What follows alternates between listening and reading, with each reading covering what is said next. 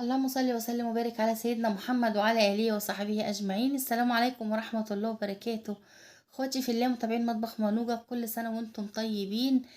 العيد طبعا ما ينفعش من غير فتة، عيد الأضحى، ربي يعود عليكم الأيام بخير. طبعا في ناس بقى بتحب الفتة بالصلصة، في ناس ما بتحبهاش بالصلصة، في ناس بتحبها بالخل والثوم. النهارده بقى مش هزعل حد وهعمل لكم فتة بالخل والثوم، الشكامبة الاسكندراني، وهعمل لكم فتة بالصلصة. اول حاجة هنسمي الله. طبعا اللحمة بنبقوا سلقينها زي ما انتوا عارفين، طبعا مية وبصل والبهارات بتاعتها فلفل اسمر ملح، منحطش اكتر من كده، في ورق لوري، شوية حبان، شوية مستكة. انا كنت سلقاها، نزلت عليها بشوية ملح وفلفل اسمر. هنا بقى جبت حلة تاني، نزلت سخنتها ونزلت فيها بمعلقة سمنة زي ما انتوا شايفين. واول ما هتسخن عندي شوية توم كده، كنت ضربهم في الكبة كويسين قوي، يعني حبة توم كتار عشان هعمل بيها الوصفتين. هنحمروهم كده لحد ما ياخدوا اللون الذهبي زي ما انتوا شايفين. ما تخليش التومة تغمق منك عشان ما تمررش، يا دوبك كده لونها يبقى لون ذهبي. هننزل عليها بشوية خل زي ما تحبي. انا حطيت نص كوباية خل عشان هعمل بيها الوصفتين. هنقلبها كده كويس قوي. خلاص بعد ما تاخد غلوة كده، مش هنكتر في الغلية عشان ما تحدقش وتدي كده طعم مش ما يبقاش جامد كده عليكي. هنيجي بقى في طاسة وهنقسم الخل والثوم ده، وناخد شوية وافرين وافرين كده، يعني شوية كتار في الطاسة.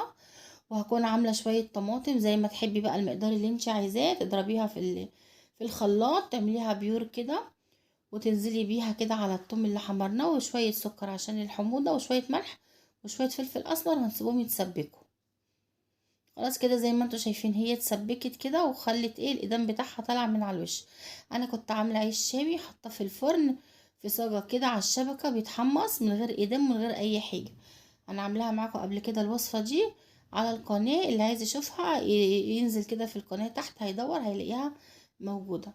هنا بقى جبت حله تاني ونزلت فيها بمعلقه سمنه ومعلقه زبده، ونزلت فيها بكيلو رز وشوحتهم مع بعض لحد ما شربوا كده الرز شرب من الايدام كويس، او السمنه والزبده، او اي اقدام عندك انت حابه تحطي اي ماده دهنيه انت حبيها، او ممكن زيت. نزلت عليهم بشويه الملح، وخلي بالك من الملح عشان عندك خل وثوم وصلصه وشوربه فيهم ملح. انا بقى جبت الشوربه كنت غليها برضو كده زي ما انتم شايفين لسه سخنه، ونزلت على الرز بشويه شوربه عشان ياخدوا الرز كمان ياخد من طعم الشوربة وطعم اللحمة، يبقى الأطعم كلها داخلة في بعضها. هغطيه بقى كده واسيبه يستوي. الرز استوى بسم الله ما شاء الله، بصوا لا لازق ولا معجن، والرزية برزتها مفلفل جميل حلو قوي، بألف هنا على قلوبكم لما تعملوا، وطعمه وريحته رهيبة. جبت طاسة تاني بقى كده ونزلت فيها بمعلقة زبدة. حطي اي مادة دهنية انت حباها المتاح عندك حطي. جينا بقى عند الصلصة اللي احنا عاملينها علشان الفتة، خدت منها معلقة كده صغيرة، طبعا فيها توم وخل. وبعد كده هنعمل هننزل عليها باللحمة. الطريقة دي بتخلي اللحمة طعم تاني، بتاخدها في حتة تانية، يعني اللحمة بتبقى متبلة بطريقة رهيبة. تمام. هنحمر اللحمة بقى، هتتحمر معاكي ومش هتاخد وقت، ومش يعني هتحسي ان انتي بتاكلي لحمة طعمها متغير غير اي طعم تاني انتي يعني، غير ما بنحمرها بالطريقة العادية.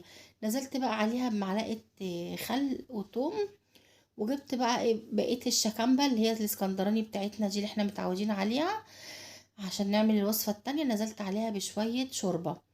العيش بقى المتحمص، العيش الشامي زي ما انت حابه بقى تحمصي، عيش شامي، عيش بلدي، رقاق، اللي انت عايزاه اللي تحبيه اعمليه. انا بفضل العيش الشامي او الرقاق الطري. جبت بقى السرفيس بتاعي عشان هعمل الوصفتين. بقيت اقسم العيش زي ما انتوا شايفين كده في الصواني، وزي ما تحبي كميه العيش، بتحبي عيش كتير عيش قليل براحتك خالص. تمام. دي بقى اللي انا هعملها الطريقه دي اللي هي الشكامبه الاسكندراني بتاعتنا اللي احنا متعودين عليها، عشان احنا عندنا في ناس في البيت ما بتحبش تاكل الفتة اللي بالصلصة، في ناس بتحبها بالخل والثوم، وفي ناس بتحبها بالصلصة، فجزء كده وجزء كده، فاحنا مش هنزعل حد. وده الطبيعي اللي في كل العائلات، مش كل الناس بتحبها خل وثوم بس، ومش كل الناس يعني اللي بتحبها صلصة بس، يعني في بيحب خل وتوم ومعلوش صلصة، في بيحبها بالصلصة، فاحنا هنراضي جميع الأذواق.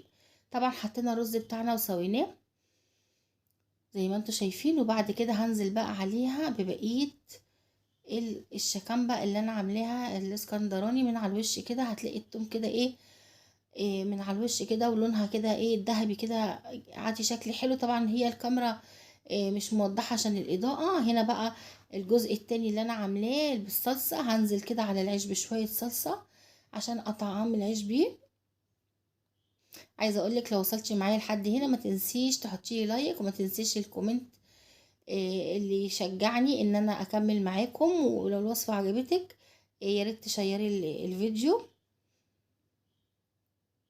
هنا بقى نزلت كده بشويه شوربه برضو عليها، ما تكتريش الشوربه عشان العيش ما يعجنش منك. على فكره لو فضل معاكي اي حاجه تقدري تدخليها في الفرن وتسخنيها عادي، ممكن تقعد لتاني يوم مش هتلاقي العيش متعجن ولا اي حاجه. الوصفه دي جميله جدا ومعتمده، وانا بعملها على طول كل سنه. ممكن بعمل بالصينيتين والتلاتة، بناخده صينية واحدة ونسيب الباقي في التلاجة بنلفها بالفويل، وتاني يوم بنيجي نسخنها بيبقى كأنك لسه عاملاها جديد، تبقى لسه طازة. هننزل بقى، نزلت طبعا في الحل في السرفيز التاني زي ما انتم شايفين بالرز، وحطيت الصلصة كده. حطي بالطريقة اللي انت حبيها الصلصة. تمام.